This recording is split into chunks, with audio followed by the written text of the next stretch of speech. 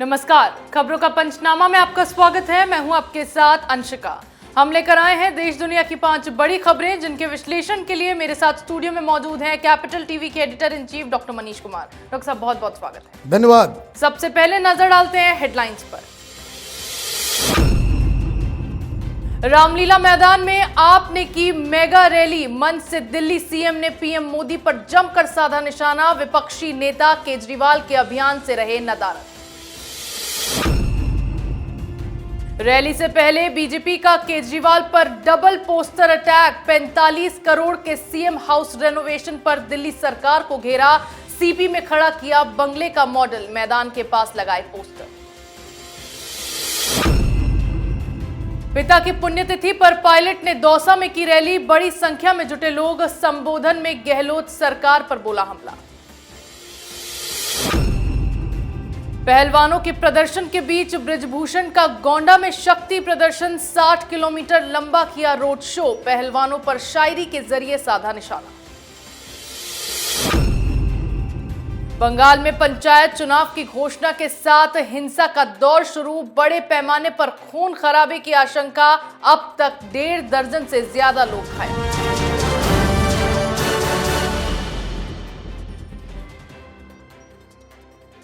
और खबरों की शुरुआत में बात करेंगे अरविंद केजरीवाल की मेगा रैली की। दिल्ली के रामलीला मैदान में आज आम आदमी पार्टी ने महा रैली का आयोजन किया, जिसमें बड़ी संख्या में लोगों के शामिल होने का दावा किया गया था। इसके साथ ही केजरीवाल की इस रैली में कपिल सिब्बल तो दिखाई दिए, लेकिन विपक्षी नेता अध्यादेश के खिलाफ इस चलाए गए अभियान में नदारद रहे। वहीं केजरीवाल ने रामलीला मैदान में जनता को संबोधित करते हुए अध्यादेश के खिलाफ अपनी भड़ास निकाली और पीएम मोदी के खिलाफ दिल्ली सीएम ने मंच से खूब जहर उगला। साथ ही केजरीवाल ने मंच से फिर एक बार चौथी पास राजा की कहानी को भी दोहराया। डॉक्टर साहब, केजरीवाल ने आज महारैली की रामलीला मैदान में, क्या कुछ देखने को मिला? कैसी तस्वीरें सामने आई? देखिए, तस्वीर तो बिल्कुल साफ है, क्योंकि वहां पे बहुत सारे मीडिया चैनल के लोगों ने वहां मौजूद लोगों से पूछा कि वहां किस लिए आए हो, तो उन्होंने कहा कि 500 रुपये दिए गए हैं, इसलिए मैं आया हूं। तो मतलब भाड़े की भीड़ थी ये। तमाम पार्षदों और विधायकों को ये कह दिया गया था कि अपने अपने इलाकों से 4-5 बसेस भर के लोगों को लेकर के आओ और हर शख्स को पैसे देकर के लेकर के आओ। तो एक तो जो सबसे बड़ी बात कि रैली इसने बुलाई थी दिल्ली की जनता के लिए, लेकिन यहां पे भाड़े की भीड़ थी, जनता नदारद थी। दूसरा मसला इसमें यह है कि तमाम 2 महीने से ये कोशिश कर रहा था कि अलग अलग नेताओं को लेकर के आए, लेकिन सिर्फ कपिल सिब्बल इसके स्टेज पे आने को राजी हुए। बाकी कोई भी लीडर इसके स्टेज पे शामिल नहीं हुआ। तीसरी बड़ी बात वो ये कि दिल्ली की जनता और देश ये देख रहा है कि जिस रामलीला मैदान से इसने अपनी राजनीति की शुरुआत की थी, वो भ्रष्टाचार के खिलाफ एक आंदोलन था, और आज ये उसी रामलीला मैदान के मंच से भ्रष्टाचार मैं करूंगा और मुझे भ्रष्टाचार करने की आज़ादी दी जाए, मेरे लोगों को जेल से छोड़ दिया जाए, इसकी गुहार लगा रहा था। वो बार बार प्रधानमंत्री मोदी के ऊपर यह आरोप लगा रहा था कि मनीष सिसोदिया, सत्येंद्र जैन को जेल में डाल रखा है। ये जो बातें हैं केजरीवाल की, ये लोगों को भ्रमित करने के लिए, उनको बहकाने के लिए है। ये दोनों ही शख्स जेल के अंदर है, क्योंकि हिंदुस्तान की जुडिशरी समझती है कि प्राइमा फेसी ये लोग घोटालेबाज हैं। तमाशा तो हुआ, लेकिन ये असरहीन साबित हुआ। जी बिल्कुल, एक तरफ अरविंद केजरीवाल ने रामलीला मैदान में रैली की, तो दूसरी तरफ इस रैली को लेकर बीजेपी ने केजरीवाल पर काउंटर अटैक कर डाला। दिल्ली बीजेपी ने केजरीवाल सरकार के खिलाफ एक सियासी अभियान की शुरुआत की है। इसके तहत बीजेपी ने आज से सेल्फी विद भ्रष्टाचार का राजमहल नाम का एक अभियान शुरू किया है। बीजेपी ने कनॉट प्लेस पर दिल्ली के केजरीवाल के घर का मॉडल रखा है, जिसे हर दिन अलग अलग जगहों पर रखा जाएगा।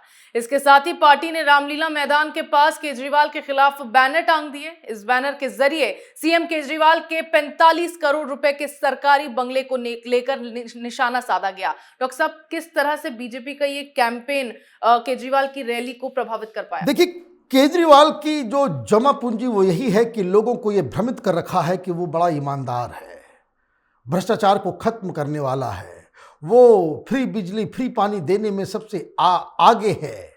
क्या हुआ है कहानी?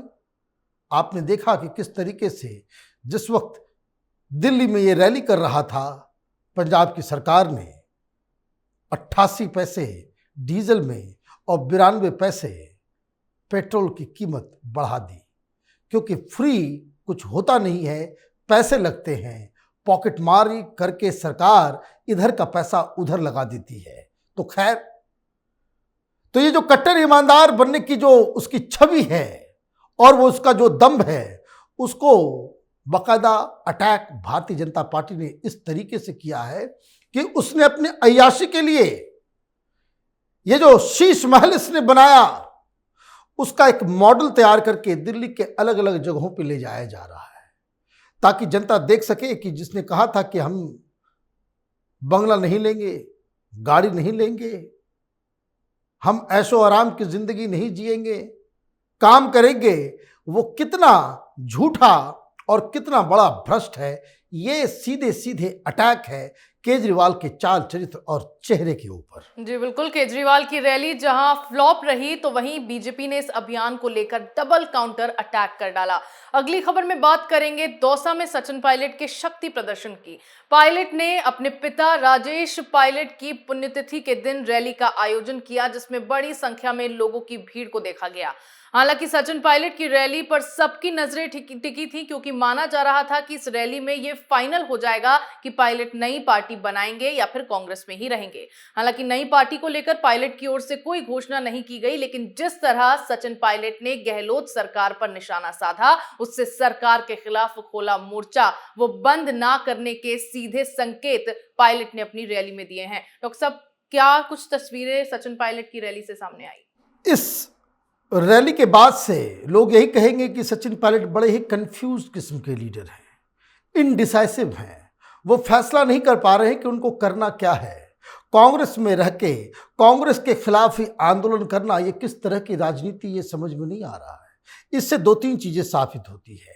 वो ये कि वो प्लान तो करते हैं पार्टी से अलग हो जाने का, लेकिन उनके साथ एमएलएज नहीं हैं। उनका जो पूरा असर है वो दौसा और उसके आसपास के इलाकों में ही सीमित है, इसलिए उनको डर भी लगता है। और चूंकि वो कुछ कदम इतना आगे चल चुके हैं कि पीछे जाना पूरी तरीके से हार माना जाएगा। और दूसरी तरफ गहलोत साहब है जो 1 इंच भी जमीन कंसीड करने को तैयार नहीं है।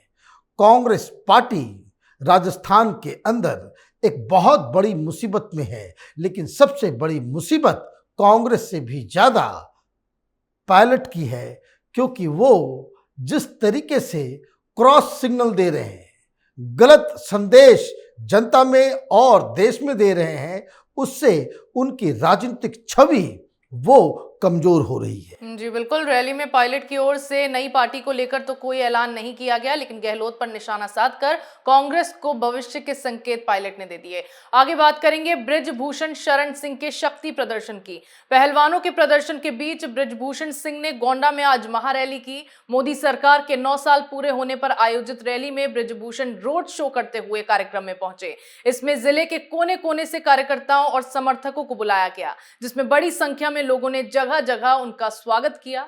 बृजभूषण शरण सिंह ने सभा के दौरान प्रदर्शनकारी पहलवानों पर करारा तंज कसा। उन्होंने शायरी के जरिए पहलवानों पर निशाना साधा। डॉक्टर साहब, जहां अब तक बृजभूषण पहलवानों पर बयान देने से बच रहे थे, आज सीधे तौर पर शायरी के जरिए उन्होंने पहलवानों पर निशाना साधा। देखिए, बृजभूषण ने आज साबित कर दिया कि आप आंदोलन करोगे, लोग दिखाओगे, तो उससे ज्यादा लोग और समर्थन उसके पास है।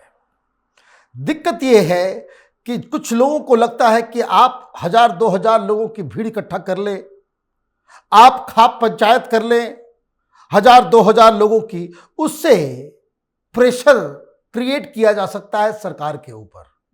तो आप संख्या बल के जरिए सरकार के ऊपर दबाव डालने की अगर आपकी रणनीति है, तो उस रणनीति में बृजभूषण सिंह ने इन पहलवानों को चारों खाने चित कर दिया, क्योंकि लोग ज्यादा ब्रजभूषण सिंह के साथ नजर आ रहे हैं। और ये अगर डेमोक्रेसी का सिस्टम यही है कि जनबल से, दलबल से चीजों का फैसला होगा, तो उसमें तो ये पहलवान ये हार गए।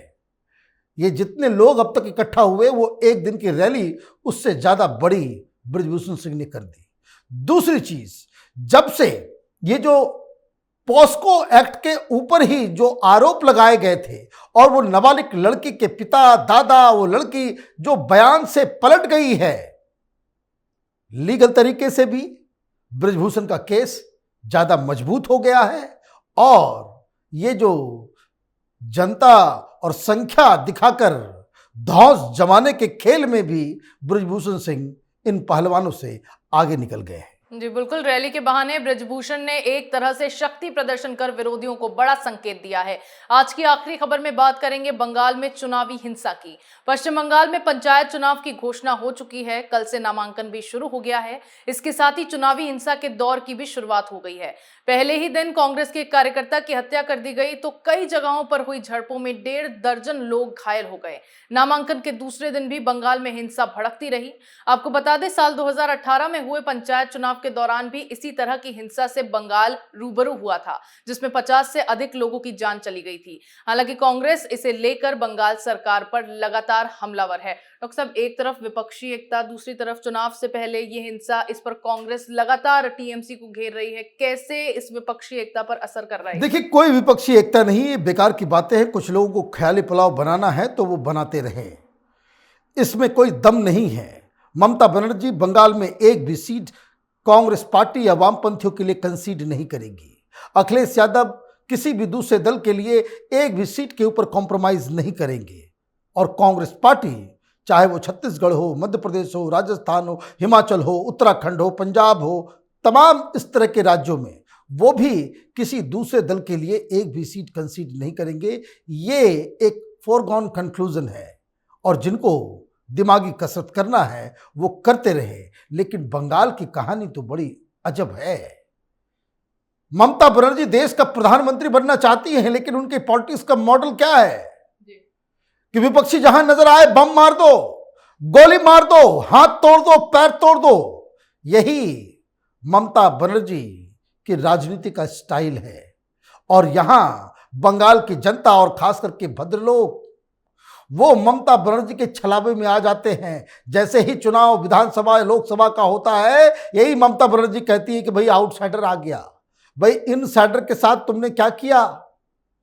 हर जगह कत्लेआम अभी होना बाकी है। आपने सही कहा, पिछली बार 50 लोगों की मौत हुई, इस बार यह संख्या और भी ज्यादा जाएगी। ये गुंडागर्दी के जरिए राजनीति और चुनाव जीतना, ये ममता बनर्जी का खेला होबे है। और ये जो संस्कार, ये जो बंगाल का ये जो राजनीतिक कल्चर है, भगवान बचाए इस देश को कि ये बंगाल और टीएमसी का ये जो पॉलिटिकल कल्चर अगर देश के दूसरे राज्यों में ये वायरस पहुंचता है तो देश के लिए बहुत बड़ा खतरा साबित होगा। जी बिल्कुल, बंगाल में चुनाव से पहले फिर हिंसा भड़क उठी है, जिसे लेकर ममता सरकार फिर से सवालों के कटघरे में खड़ी हुई है। देश दुनिया की तमाम बड़ी खबरों पर हमारे साथ आपके विश्लेषण के लिए बहुत बहुत धन्यवाद। धन्यवाद। खबरों का पंचनामा में मेरे साथ आज इतना ही। अगर आपको हमारा ये वीडियो पसंद आया हो तो इसे लाइक करें, शेयर करें, कमेंट करें, साथ ही हमारे चैनल को सब्सक्राइब करना ना भूलें।